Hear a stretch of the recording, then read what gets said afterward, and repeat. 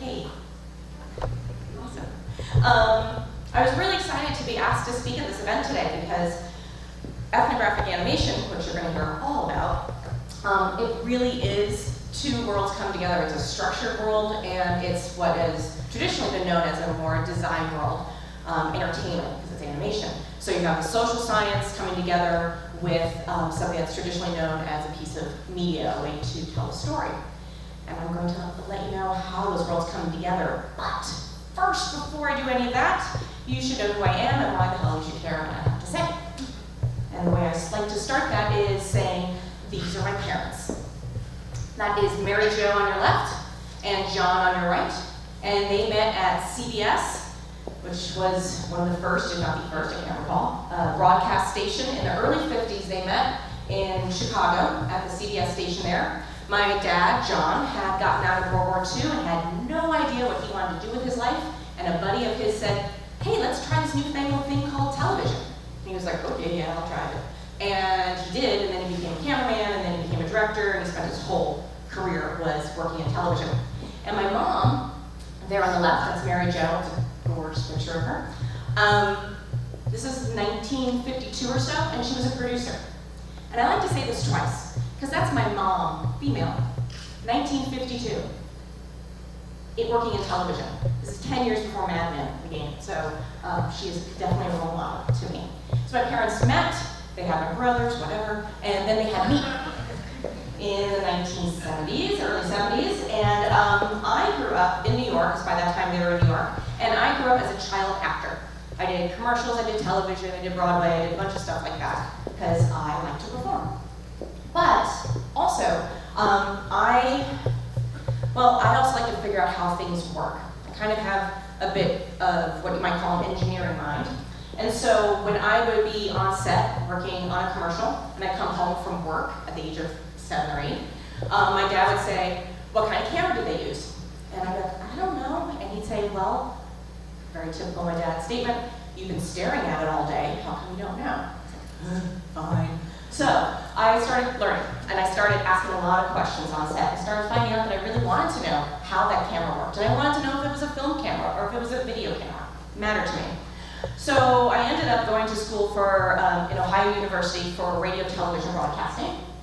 And I got my degree in that, which of course is kind of obsolete now, but whatever. I learned a lot of good tools of behind the scenes, editing, all of that.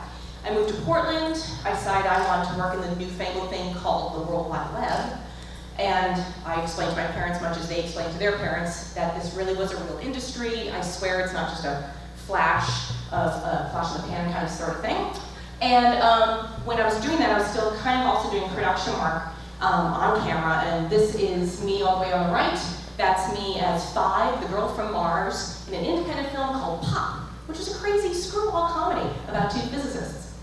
And you can get it on Netflix, actually. It's pretty awesome. But why I pulled this picture out is because, as I said, I played an alien. And I work now in 3D animation. I have for almost 15 years. I've been running this 3D animation company since the infancy of 3D. And I am not an animator. Everybody else in the company is an animator, but I am not an animator. And how I ended up in this place is because I worked in infomercial production. There was a lot of it in Portland in the mid-90s. And I needed to hire, because I was working as a producer at the time, I needed to hire people who could help me expand that half-hour TV show that I was doing. And the way to do it, I found out, was using animation and showing the intricacies of how a Bowflex machine worked, or a vacuum cleaner, or anything of that sort. But I started really loving it because it was science. It wasn't just design, it was science and math all together in one place. And as Amy mentioned earlier, I have a bunch of morphisms tattooed on my arm because I think math is one of the most creative, beautiful things you can ever do. So I decided, oh my God, this is the place that I should be. I can work in entertainment, sorta, but I can also work where math and science is used every day, and it makes a difference, and it can help people explain things that they can't otherwise see. So that's me. So today what we're going to talk about is what is animation. I want to make sure we all start on the same plane, the same definition. Otherwise we're going to all get confused in different ways. And as soon as I define that, I'm going to tell you why it's not that anymore and how it's changed, especially in the past 10 or so years. Then I'll take you to, ethnographic animation, and tell you what that's all about. about, how do you use it, and why it's important to use. And then we're gonna have a fight club, and it's gonna be awesome. We're gonna split the auditorium into 2 sections. We'll lock the doors, and we'll take 2 sides, and we'll get, some energy going on. And then after that, I'll give you 3 things to remember about animation, because for the poor folks who couldn't get up early and come see this, thank you so much for coming early. They're gonna say, what was that first thing about? And you'll be able to tell them little takeaways. And if we have time, we'll have some questions. But I should be able to get through this probably so you know, so you can predict, so you can plan the rest of your morning. I'll probably take about a half an hour right now. So we start with, what is animation? Is it a mouse and some dwarves and a bunch of talking toys? Maybe. This is Steamboat Willie. It's about 1928, I think. And there was this short little animation that played before a movie in the movie theater called Gang War, which no one really remembers because it wasn't a good film. But Steamboat Willie came on beforehand, did a little dance on a ship. Obviously he evolved into being Mickey Mouse. And everybody came out of the movie theater. Everybody thought this was so funny because, think about it. They had had their Sunday funnies, their Sunday comics, and now it was moving on a big screen in front of them, and it made them laugh. And they were pointing, and they were talking about it, and they were having this experience watching this animation. Then about 9 years later, Snow White and the 7 Dwarfs. This is the first fully animated animation. Or, I'm sorry, first fully feature film length. Yeah, animation. If you haven't seen this in a while, especially if you have kids, watch it again, stream it, buy it, rent it, whatever. It is beautiful. It's beautiful visually, but it's also a really great piece of storytelling. You have your good guys and your bad guys. You have a woman in the lead. Hey, you have all these dwarves for all these different archetypes. And you sit there and watch them and think, oh, grumpy. He's just like my Uncle Joe. He's just so grumpy. And you have this relationship with each of them. And you leave the movie theater when these folks left the movie theater having seen a full animated feature for the first time on this big screen. Everybody talked about it. Everybody had their favorite dwarf. Everybody could talk about it to each other. It was good for the young, good for the old, everybody. It was a great way to have a piece of storytelling and conversation, and everybody realized that they weren't real, of course. But that didn't matter because they have this experience with them. And they could feel their experience, and they could laugh and they could cry. And then we jump to the coming of the computers. Now we're at about 1985. The first one there on the left is Money for Nothing, Dire Straits, the first fully animated video. It was a hit. MTV played it all the time. And then, of course, Toy Story, which many of us love, at least. It was the first full 3D feature film. It was it was one of the most successful movie franchises ever, never mind that it's animated, so you have Toy Story 1, 2, and 3. And besides all the wonderful marketing that goes with it, all the kids, all the adults, you could really, really relate to each of the characters. And you could find people in your real life that you could see were like each of the characters in the film. So, with all of that, that is what it used to be. And this is what it is now, and why it is now, how it is. So, this is Don, or I'm sorry, the Don, that's how he is known to his friends. The Don is at work on the left, working on a computer. I have the pleasure of working with Don on occasion. He's an animator. And on your right is the picture of him at Burning Man, because that's just an awesome picture. So I like to show him in 2 of his worlds. And the Don is a big reason why animation is not animation anymore. It's changed now. When he looks at animation, he's a millennial. When he looks at animation, when certainly those that come after him generationally, and more and more of those like us, I'm Gen X, those that are baby boomers, we're all starting to see that animation is just another piece of media. It can be a banner ad, it can be something on digital signage, certainly on the web in all different forms, and again, TV and going to the movies. Don goes to a movie, he says, I saw this great movie. Maybe the 3rd question in, when I find out how that movie was, I'm like, oh, was it animated? He's like, oh yeah, it was animated. It's not even the first thing we talk about anymore. It's just a wonderful piece of storytelling. And we don't have this river we have to jump over to say, oh, it's animation, there's something different. It's just a beautiful way to tell a story. It's a visual piece.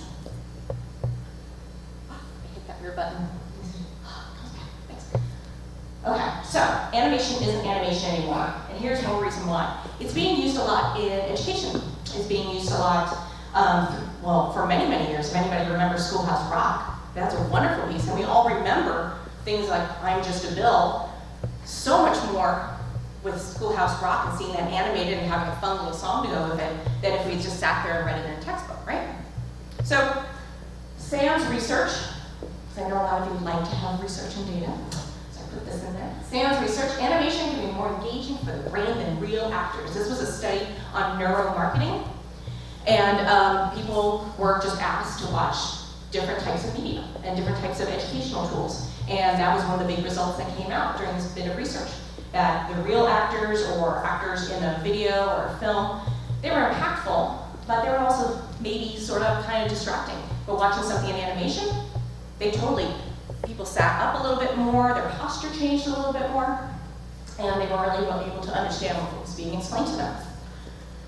Journal of Science, teaching significantly higher conceptual understanding. I love this quote because significantly higher conceptual understanding. So this is a science class, or science program rather, and people were trying to understand processes in organic chemistry and being able to see it through animation as opposed to being taught just in a lecture hall with a textbook and an instructor up front.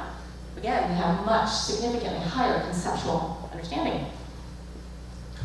Technical college animations. Ah, yes, animations are conveying mechanistic. Descriptions help students to learn. Again, it was a science class.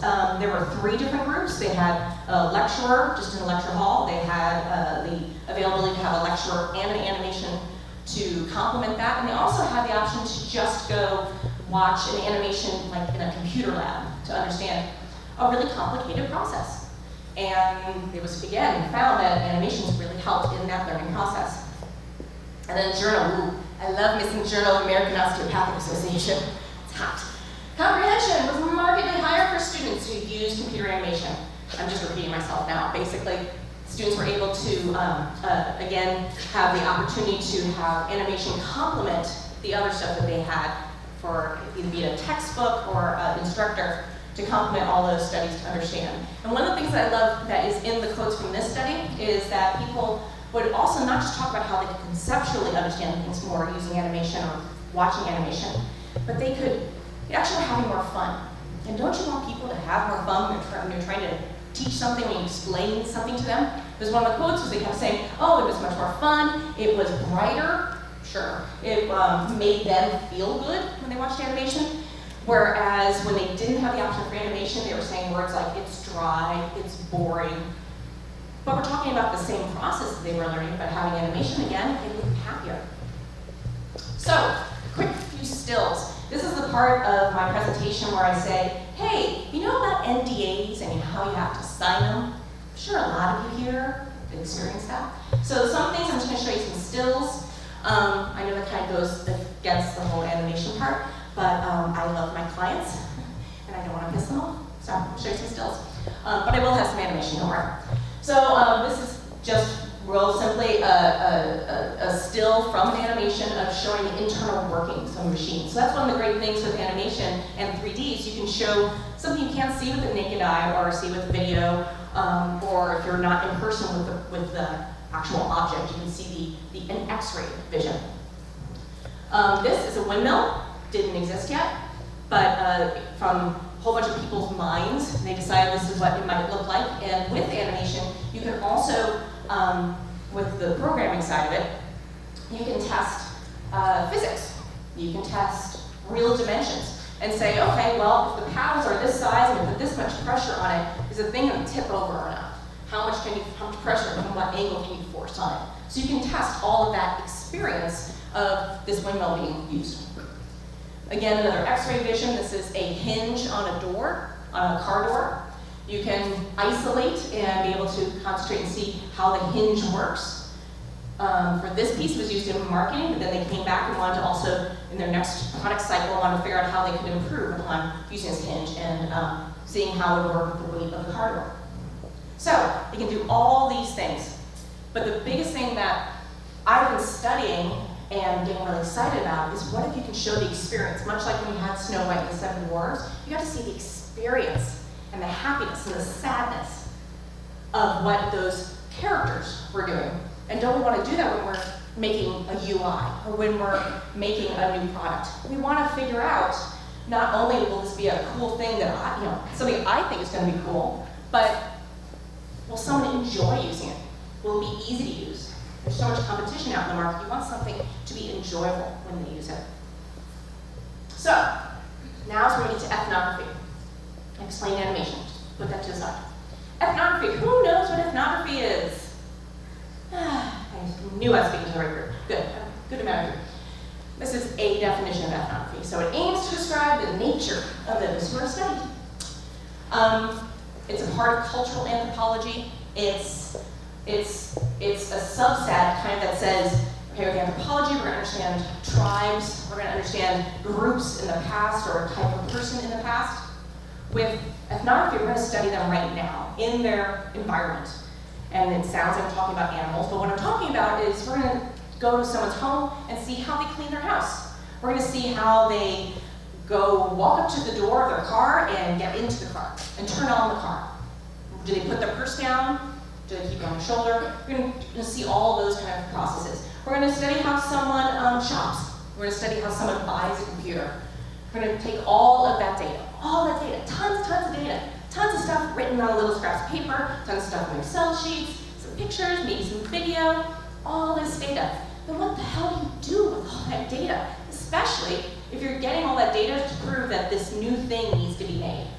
What do you do with all that data? You go to the person who has the money, and you spread all the stuff out, and you go, and I saw this, and I saw this, and I saw this. Which is great. But that person just wants to cycle you through and decide if they're going to write you that big check or not, or if they're going to approve the project to go to the next stage, or if they're going to find a partner for you to work with. So, when I talk about ethnographic animation, this is what I'm talking about. I'm talking about social science, storytelling, bringing these two worlds together. It's fact-based animation. Some of you being here in Portland, if you are here from Portland, you know Dr. Genevieve Bell, know of Dr. Genevieve Bell. I have the pleasure of calling her one of my friends. And what I love when she speaks about ethnography, because she's a cultural anthropologist at Intel, she's a fellow, she does all these wonderful things. But how she describes ethnography is that it's making sense of the data afterwards, because otherwise, why the hell are you doing it, right? Just have a stack of papers, a stack of things to point to say why. So it's making sense of the data afterwards. It's social science storytelling. And I'll show you how we bring these worlds together. Okay. This, it's going to be a little loud at first probably, but watch this. This is from 1992. I have nothing to do with it.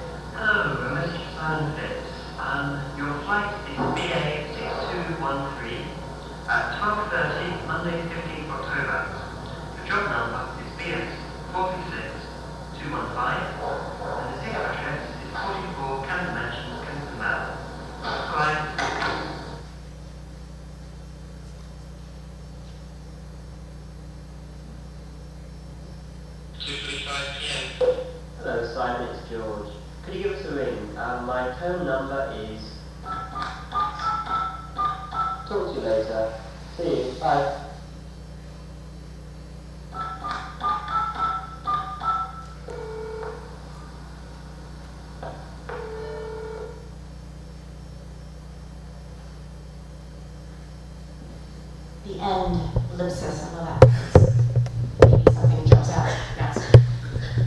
So, the end of the animation for Answering Machine, which I think is fantastic. 1992, 22 years ago, goodness. So Jerome Bishop was, is product designer as well as a great graphic artist, all these wonderful things from the UK. And he made this animation before he ever did any sort of prototype, before he ever built anything. It was this idea, and he talked to people and thought, wouldn't this be kind of cool? You know, this is all before cell phones were popular, certainly. And I love this because you get an experience. Because it isn't just drawing pictures and saying it could look like this, it could look like that. His whole point of making this is to figure out the experience of it, when people like the experience of it. And he pauses. You have a real experience when you're watching it. You wait for the phone to ring, you wait to hear back the message, you have the whole experience of how long it takes to pick it up and put it over there. And it makes me start thinking, what do those little marbles feel like? They have little indentations on them? How does it read it? Or do they have little bumps on it? I want to know more about it. I want to know more about what this experience is, and I start thinking about the experience. And what they learned when they did this is that you can critique it. You can sit it down in front of people. You can observe for yourself based on the interviews that you might have done to come to this conclusion of what the experience might be like. And you start figuring out what is really cool about it. You also start figuring out what's not so cool about it. That was a big question. What happens when my 3-year-old gets a hold of it? Or there was also the question, what happens when my dog eats one? You lose that message from your boss. So what they decided was they were going to go ahead and spend all the other money to make a prototype, and it was never made because they saw more bad of the idea than good in order to basically not move forward with it. So that, to me, is the first ethnographic animation. Here is one. Oh wait, jumping ahead of myself. When we're talking about people and the experiences. So what you saw with Jerome Bishop Answering Machine, of course, was kind of a POV, a point of view from the user of what the experience would look like. What if you want to show other people the experience itself? What if you want to show them what I think is the prototype of the experience? The scenario maybe that you've written down, the personas, and bring that all together in one package. So one of the things that we learned through this experience, and I've had discussion with other animators about this that do similar work, is people get hung up, and this is what happens a lot of time in video, people get hung up on demographics, on culture, and the bigger thing is people get hung up subconsciously about it. And they'll say they don't like an experience or a product, maybe that person who's funding a project will sit there, you attend it to them, you show them something really quickly on video and interview, and that person says, I don't know if that's gonna work, I'm not convinced. And you realize later on it's because you were showing a grandmother doing something and that person didn't look like a grandmother to them. So what we started doing is making people that culturally, demographically, a whole bunch of other things that we realized you don't need to know a lot of details about them, you just need to know it's a person. And maybe you need to know if it's a man or a woman. So yes, they're all blue, but you get past that, much like how you get past wondering if it's animated, or if it's animation or if it's real video. You get past it and just go, oh, it's a person. That woman on top, she could be from South Korea, South Carolina, South Dakota, you don't know, and it doesn't matter to the story that we're telling. So, vacuum, really good example here where we have what we might call shadow people. And they're just showing data that was gathered over and over how people clean their house and how they use this particular vacuum. So again, with NDA, I can't tell you who this is, but vacuum manufacturer, they already have made vacuums, but they want to see if there's how they can improve upon making the vacuum. So we tested how heavy it is. We did real physics and saying this is how someone currently carries a vacuum. Sometimes they carry it by the handle, sometimes they carry it, what they found was they carried a lot of times by where you wrap the cord. They would hold there, so maybe let's put a handle there. A lot of people, most people, of course, turn on the vacuum with their foot because the button's all the way down there. So maybe let's make the button bigger. And when you can show all this, people are talking about the experience. They're not talking only about the design of the product. And they're saying, okay, well, it's a woman, she's in the living room. The living room's just suggested, but it's not overly detailed. We don't see that old magazine on the counter. We don't see that plant dying in the corner. We don't say, that's a woman who's 40 years old. Because Because you may say, well, it doesn't look like someone's 4 years old. I'm 4 years old. I look much younger than that.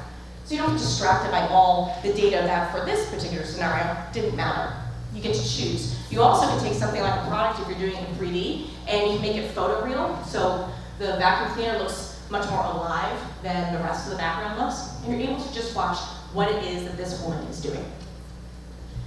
You can take wearables now. Everybody's trying to figure out how that's going to work in different movements and use it during a product design. You can say, okay, let's, that's anatomically, that is a woman's hand, that is correct. It may look funky, but anatomically, that's correct. And we can say, what if we wanted to make this a little bit longer, this wearable product? And how would that interrupt how it goes over the thumb? Or what if we wanted to make it shorter? Anything like that, wider. And we can test on the elasticity. We can test on the weight of it. We can then take all of this, since one of the great things about it is great economies of scale with animation, that you can make all these things in 3D. You can get CAD data from the engineers and the product designers who are actually designing the product itself. And you can help them, and you can iterate within the animation itself. So yes, you're building a whole world, but then you have this great economies of scale of being able to change things through the whole continuum, the whole product continuum. And you can come back later on when you're doing marketing and say, I want to use this piece and this piece because they're already built, and put it into the marketing. Take stills from it and use it in print campaigns. So here's one that I don't have an example for, but you're all imaginative and you're all going to come with me to the good place. Okay, usage of a UI. A lot of you make UIs. You want to make it usable. So let's say it's an appliance. And when I talk about appliance, I'm talking about something that is plugged in, something that's electronic in some way. But what if it is in a public place, a movie theater, a train station? What if you want to show an experience with this UI that you're building?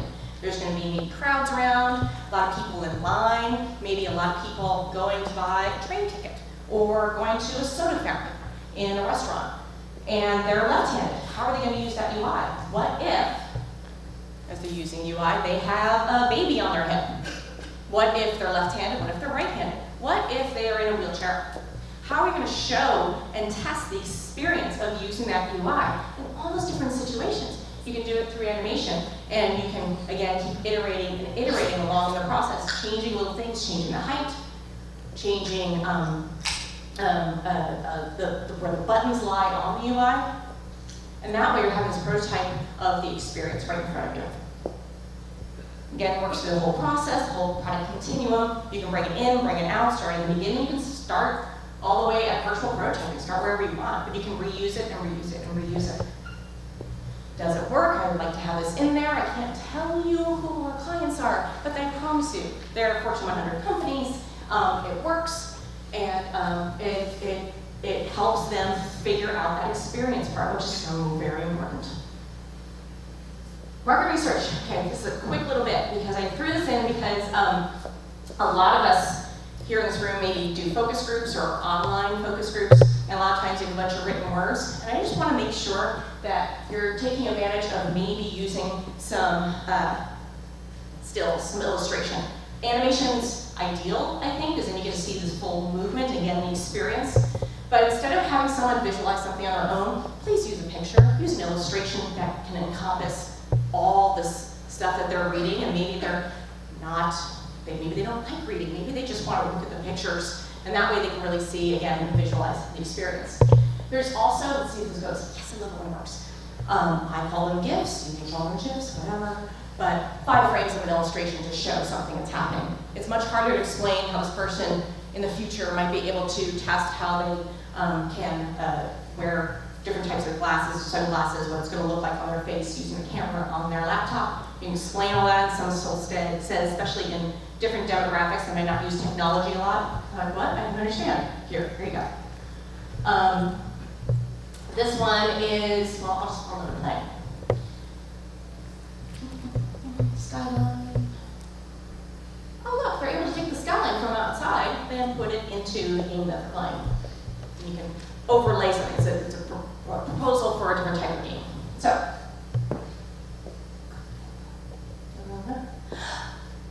it's time for Fight Club. Okay, we're going to split into even teams on either side, and one side will be video, one side will be animation. You guys aren't even playing with me. Okay, fine. So You're not gonna fight. It's too early to fight. But real quickly, video is awesome. That's the world I come from. And then I went into animation, and I know there's some video people here too. Yeah. So I'm gonna say why video is awesome and why animation sometimes works better in some situations and why video works better in some situations. Because a lot of times people are thinking that when we talk about this. So video allows you to connect with real people, real situations, testimonials, interviews on the spot, getting reactions. Absolutely, video's fantastic. But as I mentioned before, real people are real. Their demographics, they're from certain cultures, certain nationalities, certain genders, and you don't always want to show that to people just because of what you're trying to test or what you're trying to show an experience of. You can show off your new product, that's great, but what if your product does not exist yet? What if it's not off the factory floor yet and you want to still get buy-in from people? So you want to give a visualization of it. And you can capture a moment with video. As I said, that can be a reaction shot. You can show other people's surprise at seeing something. You can interview them about their experience in the here and now. But then you have that and you can't do anything with that video as far as change what it is that they did because maybe you upgraded the product or you tweaked something on the product. So within the animation, you can change, you can iterate. You can do it over and over again. So, 3 things to remember. 1, animation isn't animation anymore. It's beautiful and it still is that thing, much like stairs still exist, and then there's escalators and there's elevators. All those things can live in harmony together. So animation as a piece of media, as an art form, absolutely still exists. But it's also more than that. It's a development tool now and it's a business tool. It's an education tool. Animation is the prototype of the experience. That's what it is. You're looking at it, you're feeling, you're reacting, you're experiencing. And it scales. Iterate, economies of scale, over and over again, you can use it as this tool. And I always have a 4th because I'm funny like that. Anything is possible. There's so many things that I haven't thought of, so many things that other animators haven't thought of. There's ways to combine, of course, as augmented reality comes up more and more, holograms, all those things are in baby stages right now, but more and more with gesture, more and more with interactivity. You can use animation in so many different ways. Thank you.